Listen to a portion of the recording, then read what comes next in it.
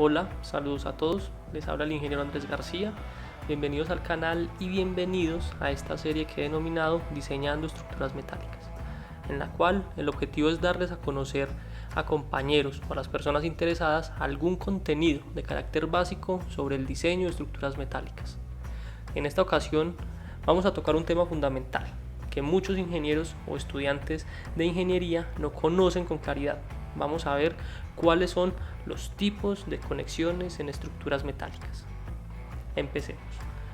Lo primero para decir es que el diseño de estructuras metálicas es un mundo completamente diferente al diseño de estructuras en concreto.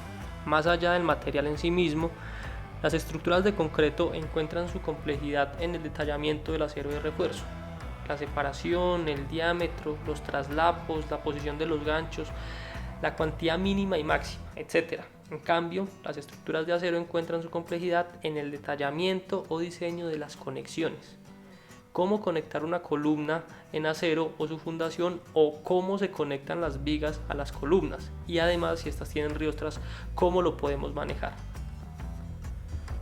Para entenderlo entonces, vamos a clasificar los tipos de conexiones en 5 categorías básicas, según su función, aunque después en próximos videos veremos que cada una puede tener una gran cantidad de variaciones y configuraciones distintas. Entonces, los 5 tipos básicos de conexiones son: primero, conexiones de placa base; segundo, conexiones viga-columna; tercero, conexiones viga a vigueta; cuarto, conexiones de empalme; y quinto, conexiones para riostras. Empecemos entonces por las placas base. Las columnas metálicas generalmente se apoyan en fundaciones de concreto para transmitir las cargas al suelo. Esta conexión se conoce como placa base o base plate en inglés, y normalmente tiene una configuración como la de la imagen. Tenemos por un lado el perfil estructural, que actúa como columna, que en la foto es un perfil en I, conectado a una placa metálica por medio de soldaduras. Esta placa tiene perforaciones para conectarse a través de pernos roscados con sus tuercas y arandelas a la estructura de concreto. Es decir, los pernos están embebidos en el concreto y deben instalarse previos a la fundición de este.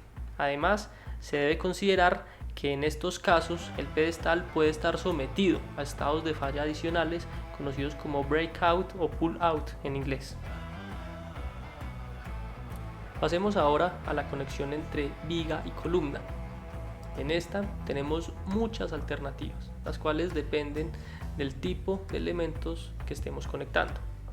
Si, por ejemplo, se trata de una viga en I por el eje fuerte o débil, si es conexión a momento o no, pero principalmente de las necesidades de ductilidad o capacidad de disipación de energía que requiere nuestra estructura.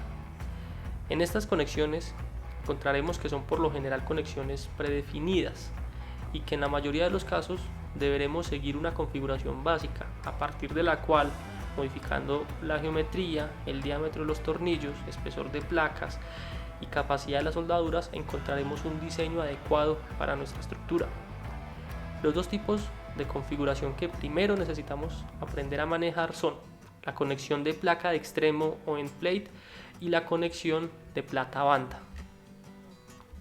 Ahora, si se trata de columnas tubulares, se pueden tener arreglos del tipo que se ven en las fotos, en donde lo importante será garantizar la continuidad de los esfuerzos a través de los elementos para evitar abolladuras.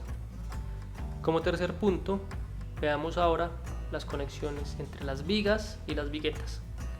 Normalmente, los entrepisos se configuran como un entramado de viguetas o vigas secundarias, que brindan apoyo al sistema de entrepiso, dependiendo de la separación máxima que éste pueda resistir. Por ejemplo, en entrepisos con lámina colaborante o steel deck, las viguetas pueden tener separación entre 1.20 y 1.50 metros. Ahora, estas viguetas están apoyadas en las vigas principales por medio de conexiones a cortante. Yo las conozco como conexiones tipo bandera, y su configuración es muy simple. Consiste en una placa soldada a la viga principal, en la cual sobresale la parte donde están las perforaciones. A su vez, en las viguetas existen las mismas perforaciones que se conectan mediante los tornillos a sus tuercas.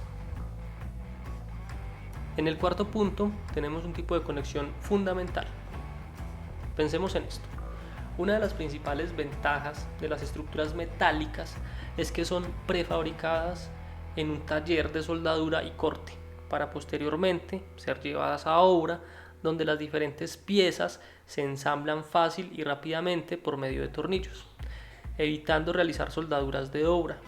Esto se debe a que es más rápido atornillar pedazos de estructuras entre sí que realizar complejos procedimientos de corte, biselado y soldadura, posiblemente en altura y posiciones complicadas para los operarios, mientras que en el taller podemos garantizar las mejores condiciones para que éstas sean 100% controladas y seguras.